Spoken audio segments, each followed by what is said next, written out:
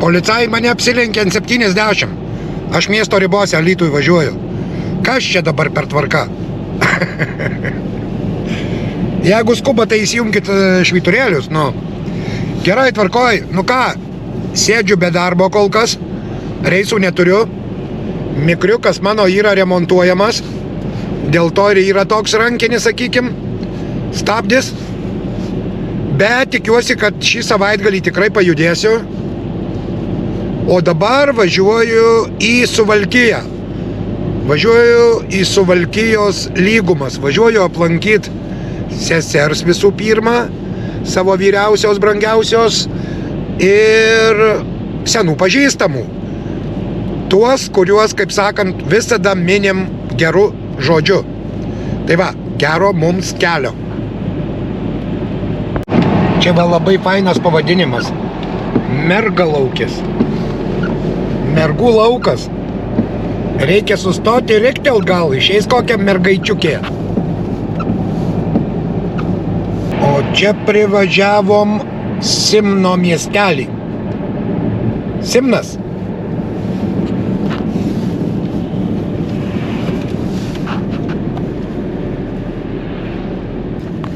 O štai čia Simno centras. Simno miestelio centras.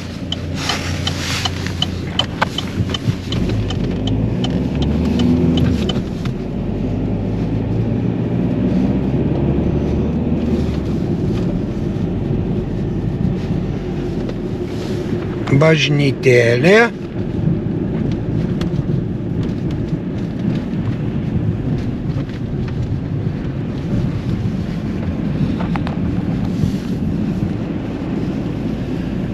Čia yra va tokia upė per Simną teka. Aš kaip žvejys tai tokią informaciją turiu, kad sakė, neblogi karosai čia kimba. Spernė.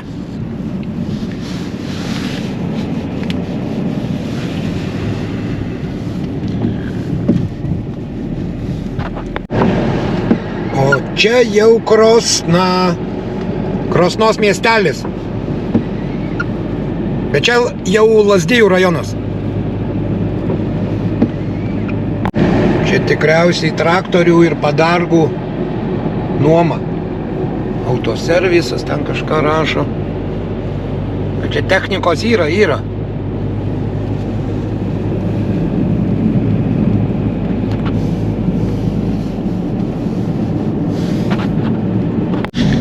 Kaimo krautuvė. Parduotuvė.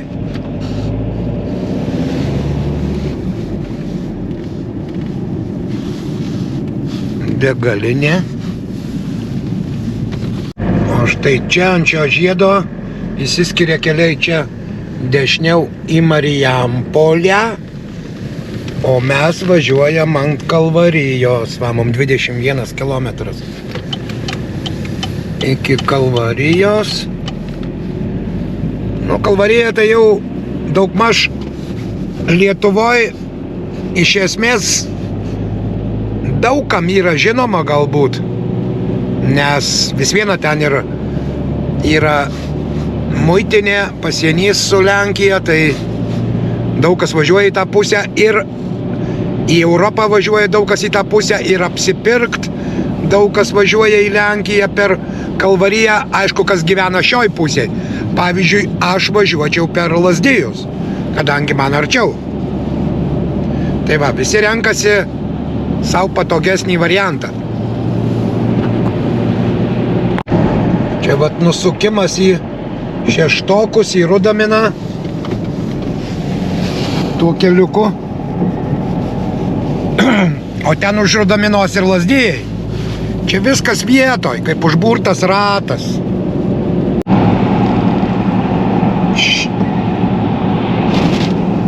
Šitu keliu taip pat viena kita fūra arba vienas kitas vilkikas pravažiuoja, bet jau pagrindas tai iš Marijampolės ten Via Baltica keliu važiuoja visi. O čia žinot, kas į šitą kraštą.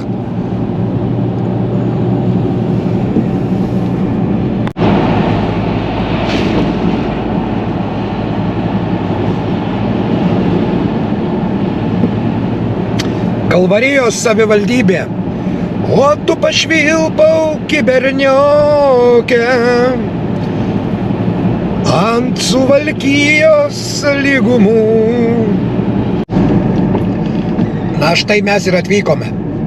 Čia va ženklai jau į Varšuvą, Marijampolė, Kaunas.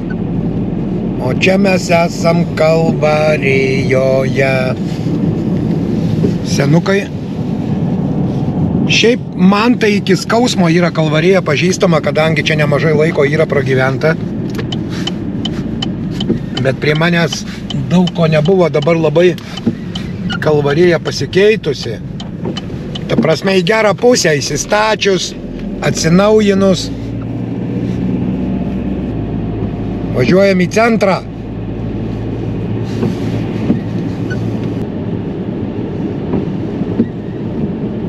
Maksimukė. Čia savivaldybė. Anksčiau čia senukai buvo. Čia nauja autobusų stotis. Ekskursija. Tai ką, gerbėmieji, tokia situacija, va, sako, taip visada dažniausiai ir būna. Atvažiavau pas sesę į svečius ir norėjau su nakvynė viską, taip žinot, pasėdėt, pašnekėt apie viską ir paskambino, tiksliau parašė vadybininkas, kad rytoj reikia važiuoti krautis, nes mikriuko, jeigu nesutaisys man, tai duos kitą, sakė.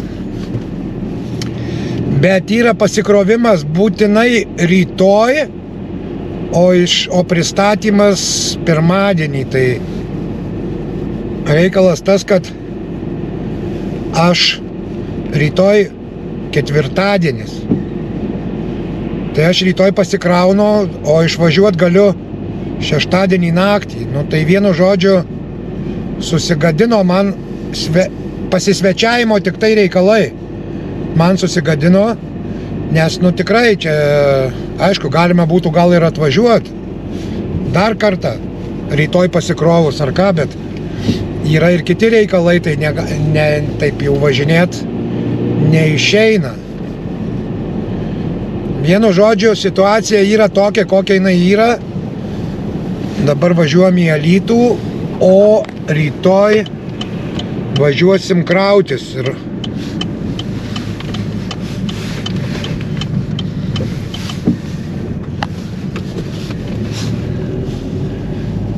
tai va, palikinėsim Kalvariją jau, bet taip nieko nematyt. Lyja toks smulkus lietus, ir tai žinot, šlapės asfaltas, jisai sugeria šviesas. Vairuotojai puikiai supranta, apie ką aš kalbu. Tiesiog aišku, galima ilgų važiuoti, biškį geriau matyt. Kaip galvojat? Taip ar taip geriau matyt. Bet kad va mašina, tai ką dabar?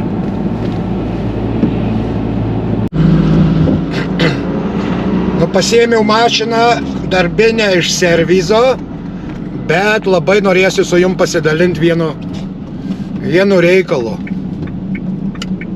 Vienu reikaliuku, biškį vėliau, kaip iššoksim ant Vilniaus kelio, tai pasikalbėsim. Tak.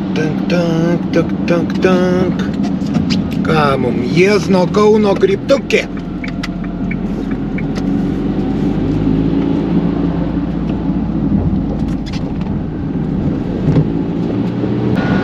Gerai, paaiškinsiu dabar reikaliuką, o jūs man pasistengkit komentaruose paieškoti atsakymų. Tvarkoj? Gerai, tai klausykit. Aukštadvaris, aukštas dvaras.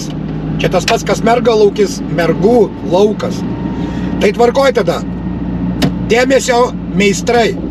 Dėmesio automobilių važiuoklių meistrai. Turiu jums vieną klausimėlį. Gal tiksliau būtų Tie, kurie meistrukai dažniau remontuojat, ar ne, mikriukus tokius 3,5 tonos ir su važiuoklių kažkokiais gedimais susidurėt, tai noriu paklausti pas jūs. Važiuokliai kažkur girdisi kažkoks bildesys.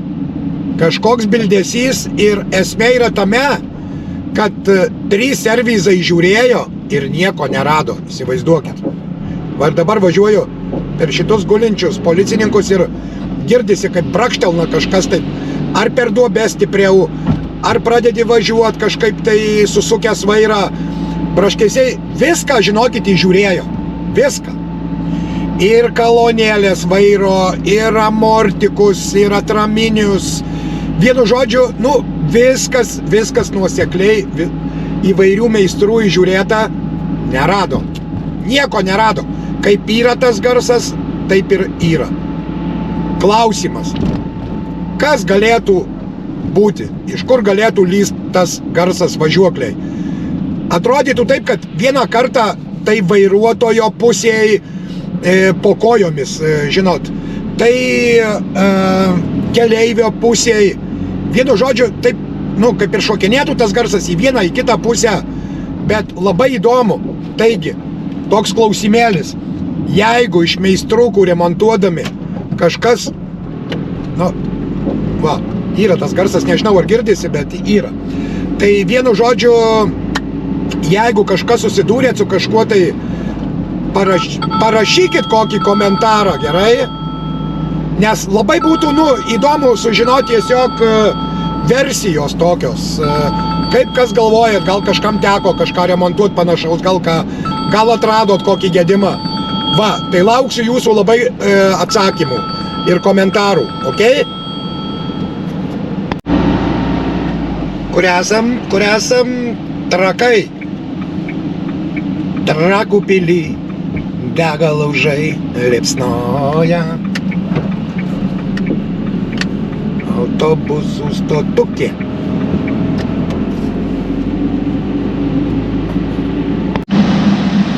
Pasikrovimo misija kaip ir atlikta. Važiuoju į aikštelę palikt mašiną. Ir išvažiavimas savaitgalį. Pasikraut reikėjo šiandien. Labai žinokit, aš jums tikrai norėčiau rodyti pasikrovimus, įsikrovimus. Bet sorry, eilinį kartą jums kartoju, kad negaliu aš to daryti. Tai jūs apsikaustykit kantrybę, pakentiekit dar kokius 3-4 mėnesiukus, o tada bus siurprizų. Ir gerų siurprizų bus. Tai ar taip, kenčiančiam dangus. Visi mes kenčiam šitoj žemėje. Nešam kiekvieną savo kryžių.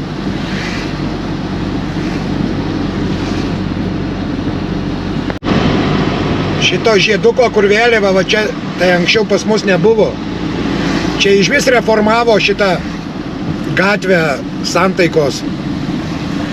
Naujai klojo nesenai tranzitinė, čia ir vyriausybė finansavo ir vienu žodžiu labai daug pravažiuoja mašinų čia, žinot, toks tranzitinis kelias, iš visur ateina čia jisai, į Vilnių eina viską, miesto taip skaityk pakraščiu. Tai tikrai reikėjo, čia nebuvo nei perėjų nieko anksčiau. Dabar gerai nuklotas, smagus keliukas, naujas, smagu važiuoti. Tik va čia, kur mirksi šitas avarinis įspėjamasis signalas, tai labai status gulintis. Nesakysiu kas, bet gulinti perėja. Taip pasakysim. Čia su kroviniu, kaip atvažiuoji, tai jeigu nespėsi nusimt greičio, kamerų prikišta visur visokių. Tai labai krastelna. Galima ir liežuvis nusikast. Oi žiemužė, tu šalta, tu balta. Na, telefonas truputį gaudo dar fokusavimą. Tikiuosi, kad susifokusuos čia viskas gerai ir nedirbės per daug čia tas ekranas. Taigi, ką noriu pasakyti? Labai gerai žinau ir tiksliai žinau, kad yra žmonių, kurie norėtų pakomentuoti, bet nemoka to padaryti. Tie, kurie vadina save asais naujosiose technologijose, prašau, nesijuokite, nes niekas negimėme mokėdami. Čia trumpai noriu parodyti, kaip galima atlikti pakomentavimus po video. Taigi, dėmesio tie, kurie galbūt nemoka to padaryti. Jeigu užėjote jau į šį kanalą, pirmyn atgal, aišku, jūs ieškate video, ne? Po bent kurio video pasispaudžiate, aišku, įžiūrime reklamą. Nu, reklamos tai visiems įgrysia galbūt. Galbūt kažkas moka dėl to, kad nerodytų pas juos reklamų. Tai pasirinkimas. Na ir štai, žiūrime video, ar ne? Šį jau jūs tikriausiai matėte. Jo, gerai, aš dabar susistabdysiu video ir tiesiog truputį paeisiu žemiau. Va, žemiau video yra, čia aišku yra aprašymas mano, va, ar ne, ką jūs galite matyti šiame video. Ir va, matote, yra čia 12 komentarų. Na jo, tas fokusavimas čia truputį mums gal. O, gerai. Yra 12 komentarų po tuo video palikta. Ir čia visada jūs tą patį matysite, aš matau savo kanale, o jūs matysite po mano video kiekvienas va taip yra užrašyta. Pridėti komentarą. Sudėtingo, čiagi nieko nėra. Pridėti komentarą, tas užrašas. Spaudžiame toje vietoje pelę ir viskas. Rašome. Rašome ten, daleiskim.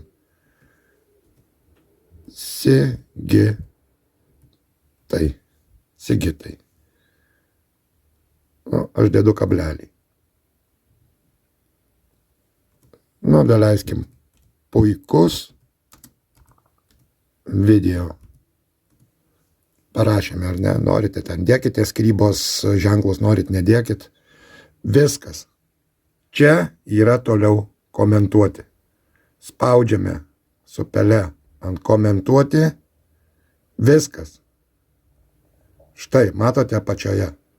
Sigitai, puikus video. Aš paskui galiu ištrinti tą komentarą, ar ne? Aš jį ištrinsiu, nes aš pats savo parašiau. Va, yra trinti. Aš ištrinu. Patvirtinu. Viskas ištrinti. Taip pat galiu aš ir pridėti savo komentarus. Va čia va štai yra pridėtas, prisektas, kitaip sakant, ar ne? Va, kanalą galite paremti. Yra mano banko sąskaita, savininkas sąskaitos ir padėka jums. Tai štai visi reikalai komentavimo. Viskas. Tiek norėjau ir parodyti. Sudėtingo nieko nėra. Svarbiausia, kad jūs žiūrėtumėte. Svarbiausia, kad jūs komentuotumėte. Svarbiausia, kad dalintumėtės. Svarbiausia, spaustumėt štai šį pirštelį, tuoj parodysiu. Va. Visada pažiūrėję video galite paspausti patinka arba nepatinka. Nepatinka, taip pat nereikia bijoti spausti, kadangi neigiamas atsakymas tai irgi yra atsakymas. Tai tiek norėjau parodyti jums dėl komentarų rašymo, nes tikrai žinau, kad mano kanale yra garbingo amžiaus žmonių, kurie galbūt norėtų kažką pakomentuoti, bet tiesiog nedrįsta. Ai, čia paspausiu kažką, žinot, sugadinsiu, čia dar ne tą kažką paspausiu, paskui nerodys video ar ką. Ne, nieko nebus. Svarbiausia, jūs va, tik tai susiraskite va tą vietą po video, po kiekvieno video. Pridėti komentarą, ties tomis raidukėmis, kur užrašyta pridėti komentarą, spaudžiame pelę ir rašome. Parašome, spaudžiame komentuoti. Pakomentuojame Viskas. Komentuoti tai reiškia jau jūsų komentaras pridėtas. Ačiū labai už dėmesį. Gero jums savaitgalio ir iki.